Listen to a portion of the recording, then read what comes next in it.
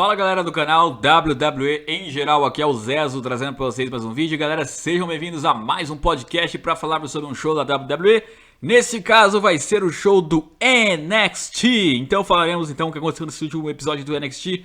Sem mais delongas, o show foi aberto com a presença do Zenith. O Zenith, para quem não sabe, é aquela grupo, aquela tag, aquela stable, como você queira dizer, onde tem os membros do Eric Young, Alexander Wolf, o Killian Dane e a Nikki Cross.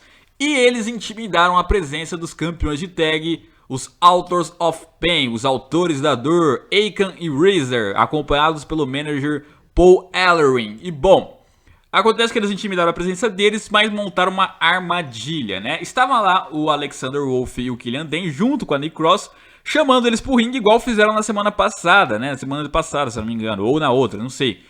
E nisso, na semana anterior eles tinham se dado mal, eles tinham apanhado pra caramba.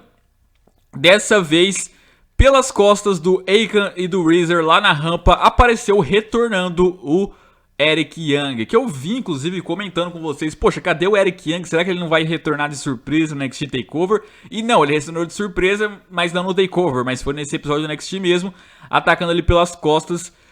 E ele algemou um dos membros dos Authors of Pain ali. Eu não me lembro se foi o Razor ou o Akon que ficou algemado. Ele algemou ali na barricada. Eu acho que foi o Razor, isso mesmo, foi o Razor. E aí então o Akon ficou ali, entrou no ringue para lutar sozinho contra o Zenith. Ele sozinho tava dando um trabalho danado, mas aí tava lá o Killian Dane, Brutamontes e ainda com a ajuda do Eric Young e do Alexander Wolf conseguiram ali bater no membro do Zenith, né, o Akon, e não conseguiu dar conta ali dos três, né, e apanhou pra caramba ali. E aí então, o que chamou a atenção foi que o Razor, mesmo estando algemado, conseguiu ali empurrar a barricada.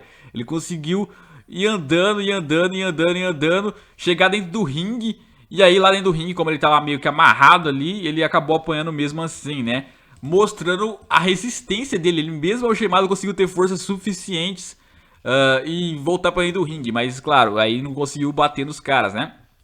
E não é de agora que eles trabalham essa resistência dos Authors of Pain.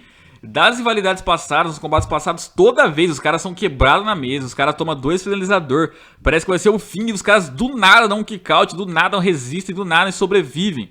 É como se fossem o Brock Lesnar, ou mais ainda, como se fosse o Braun Strowman, que o Braun Strowman também tem essa característica atualmente, de apanhar, mas mesmo assim continuar vivo, mesmo assim tá resistente, mesmo assim aguentar levar a porrada, mesmo assim aguentar tudo, né? E é legal isso, é legal porque você toda vez espera, não, agora é o fim, agora vai perder, agora já era, mas não, os caras vão e dão uma sobrevida. Eu gosto desse estilo, né? Lembra um pouco o estilo do Undertaker na WrestleMania, quando ele tinha streak, né? Agora vai acabar a streak, mas não, ele consegue resistir, não sei como.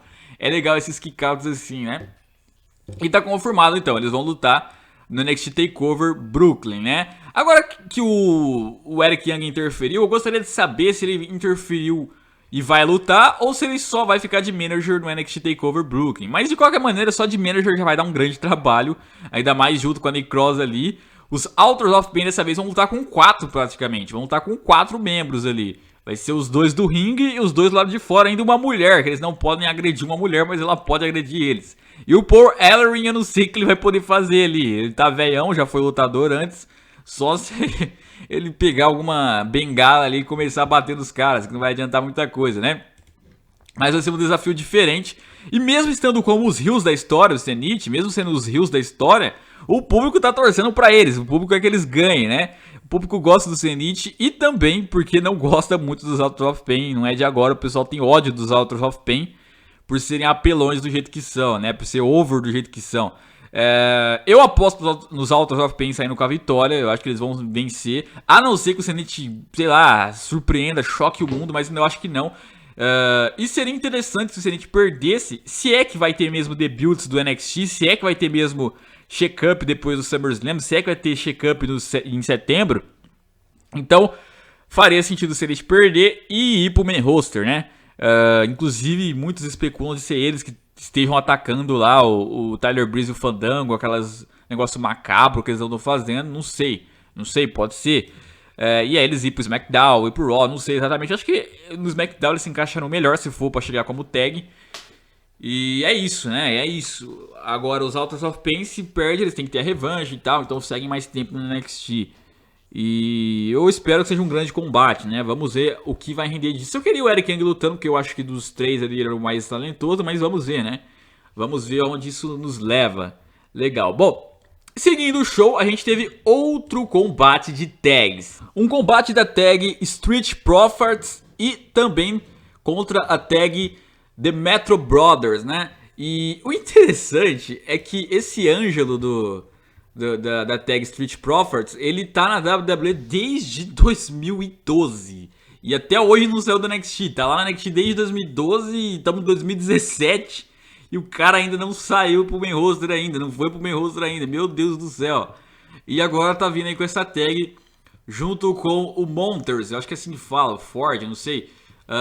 Mas então, ele é grandão, cara. Ele parece ser jogador de basquete. Até a roupa que ele usa parece jogador de basquete, o Ângelo. E eles vieram aí e venceram, né? Eu vinha comentando com você ultimamente que no NXT tá faltando algumas tags, tem tag acabando, tag subindo, vai precisar surgir novas tags. E parece que essa daí vai surgir pra suprir essa ausência de tags, né? Vamos ver aonde eles vão, vamos ver aonde eles se caminham. Parece que tem talento, né? Vamos ver aí então, nos próximos meses, se eles conseguem bater o shot daqui, sei lá, uns 5 meses mais ou menos, se eles vão rivalizar ali com alguém ou outro, mas vamos ver, né? Tem o potencial, veremos. Se o cara tá desde 2012 no NXT, pelo menos experiência ele tem, né? Seguindo o show também, nós tivemos lá então a encarada do Bobby Roode contra o Drew McIntyre, né? E o Bobby Roode segue com aquele estilo dele de falar que ele é o dono do NXT, que o NXT é dele, né? Ah, é meu NXT, eu que mando aqui, eu que sou o rei daqui, né? E ele tava irritando isso com o Drew McIntyre lá quando eles estavam no ringue, só que aí os dois são interrompidos pelo Roderick Strong de novo, né? O Strong fala que ele não acabou ainda com o Bobby Roode, que o Bobby Roode desrespeitou a noiva dele, desrespeitou a família dele, e ele quer acabar com o Bobby Roode, né? E aí o Bobby Roode, espertão, vai e fala, olha, vamos fazer o seguinte, depois do NXT TakeOver Brooklyn, eu te dou uma chance, mas se você quiser ter essa chance, você vai ter que vencer o Drew McIntyre na semana que vem. E aí o William Regal concordou, o Strong concordou, o McIntyre concordou. 3 burros que não perceberam a tática do Bobby Roode. O Bobby Roode foi um gênio nessa. Por que ele tá fazendo? Ele tá terceirizando a culpa pro Drew McIntyre. Então, tipo, se o Roderick Strong perde na semana que vem pro McIntyre, ele não vai ter a chance dele contra o Bobby Roode, que ele tá com tanta raiva do Bobby Roode. E o Bobby Roode vai poder dar a desculpa seguinte, olha, a culpa não é minha de você não me enfrentar de novo. A culpa é do Drew McIntyre que te venceu. Vai lá culpar ele, vai lá pra cima dele. E ele quer também ferrar com o Drew McIntyre, que é desafiante dele. Então ele mata 2 patos com uma cajada só, né? Com um tiro só. Ou seja, olha, a culpa é do Drew McIntyre, que é meu desafiante. Se ele é meu desafiante, ele é meu inimigo. Você quer me pegar, você também é meu inimigo. Mas a culpa é dele, então você vai lá nele. E aí o Drew, estando ocupado com o Strong, não vai se ocupar com o Bobby Roode. E o Bobby Roode não vai se ocupar com o Strong, porque o Strong vai estar botando a culpa no Drew agora e não nele. Então foi uma jogada de mestre do Bobby Roode. Eu não duvido ainda de o Roderick Strong perder na semana que vem e ainda interferir no NXT TakeOver Brooklyn com raiva, sei lá, do Drew, atacar o Drew ou fazer alguma loucura, atrapalhar o Drew na tentativa de querer atrapalhar o Bobby Roode. Não sei. Ou se depois do NXT TakeOver Brooklyn rolar uma rivalidade do Drew com o Strong, rolar algo do tipo, mas eu não duvido. O Bobby Roode fez uma boa jogada aí, todo mundo caiu nessa, né? Eu ainda acho que vai ser um grande combate do Drew contra o Bobby Roode no NXT TakeOver Brooklyn, né? E na semana que vem também deve rolar um grande combate do Drew contra o próprio Strong, o Drew que tá invicto desde que chegou, o Strong que só perdeu pro Bobby Roode mesmo. E veremos, né?